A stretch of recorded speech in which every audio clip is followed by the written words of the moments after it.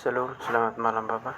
Jadi baik, perkenalkan nama saya Peter Menajinapang, NIM 230 30 084, kelas C, semester 2, jurusan Sosiologi, dari Fakultas Ilmu Sosial dan Ilmu Politik, Universitas Nusa Cendana Kupang, 2021. Jadi baik, saya akan membahas makalah Sosiologi Komunikasi, review buku kelima tentang media sosial untuk komunikasi strategis. Lebih baik masuk dalam materi.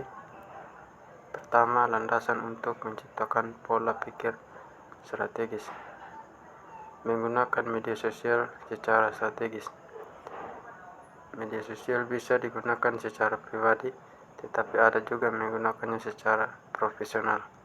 Berkali-kali melihatnya dalam kelompok untuk menggunakannya dalam satu komunitas yang berinteraksi, tetapi kami lupa bagaimana hal ini dipandang dari perspektif lain.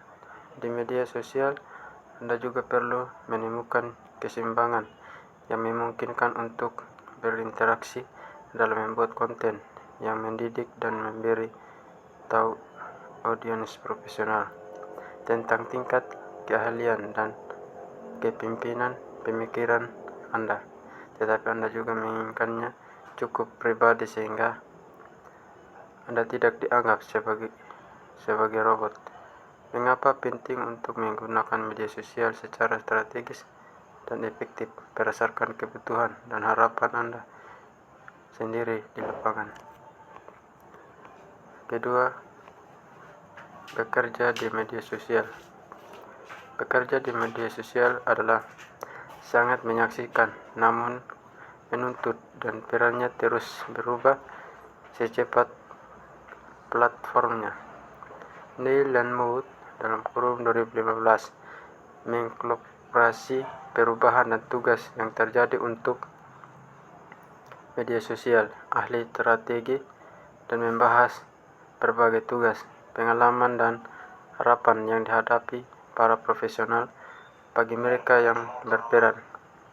Tugas ini berkisar dari mengenai masalah komunikasi hingga menguji teknologi baru dan bahkan membahas pentingnya memahami pengumpulan dan menganalisis data yang muncul dari platform.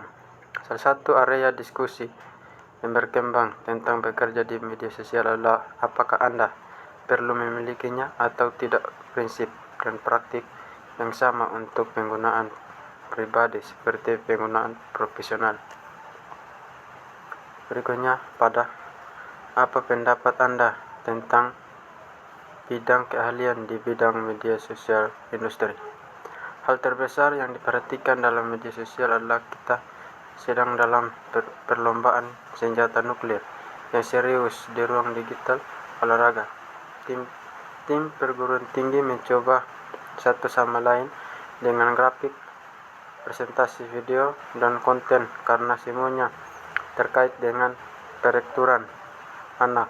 Ini bukan tentang penggemar dan media adalah renungan jauh dari media sosial bagi banyak sekolah. Sekolah melihat apa yang penting dan malah mencari sensasi viral berikutnya dengan itu, yang mendukung sekolah dan tim kepribadian online sebagai cara untuk mempersonifikasikan mereka. Berikutnya, dasar-dasar etika dan hukum di media sosial. Pertama, apa itu etika? Apakah etika itu? Etika adalah pedoman dan prinsip moral yang mengaruhi perilaku dan interaksi. Etika juga sangat penting ketika mengeksplorasi bagaimana bereaksi dan menanggapi berbagai situasi yang memungkinkan muncul saat ketika bekerja di media sosial. Prinsip-prinsip etika ini dapat berupa perilaku dan tindakan pribadi manusia, tetapi juga diterjemahkan ke dalam lingkaran profesional. Semua organisasi profesional,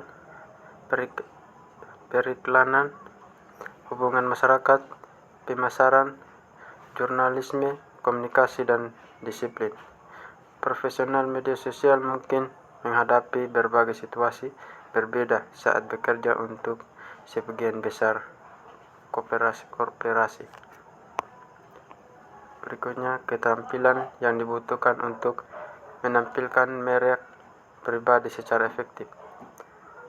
Pertama, penelitian. Semua peran di media sosial telah menjadi lebih didorong oleh data dan berfokus pada analisis tentang orang-orang mengatakan dan membicarakan tentang dan bagaimana menerapkan secara strategis temuan ini ke dalam wawasan dan dapat ditindaklanjut. Memiliki sebuah dasar dalam metode penelitian tradisional, dalam kurung survei, eksperimen, wawasan kelompok, dan fokus. Yang kedua, analisis data dan aplikasi strategis. Ada kebutuhan yang berkembang untuk mengintegrasikan tidak hanya praktik komunikasi dan teknologi saat ini ke dalamnya membuat konten yang efektif untuk media sosial.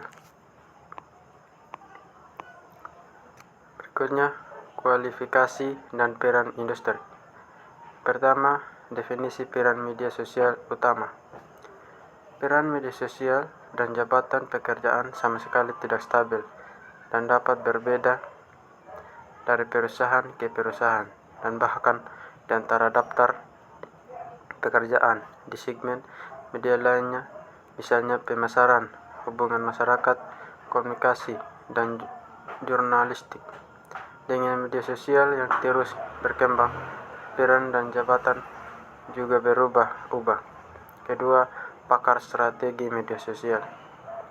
Seorang ahli strategi media sosial mengikat tujuan dan sasaran untuk perusahaan atau klien yang bersangkutan dan berfokus pada bagaimana cara mencapai langkah ini. Sekian dan terima kasih.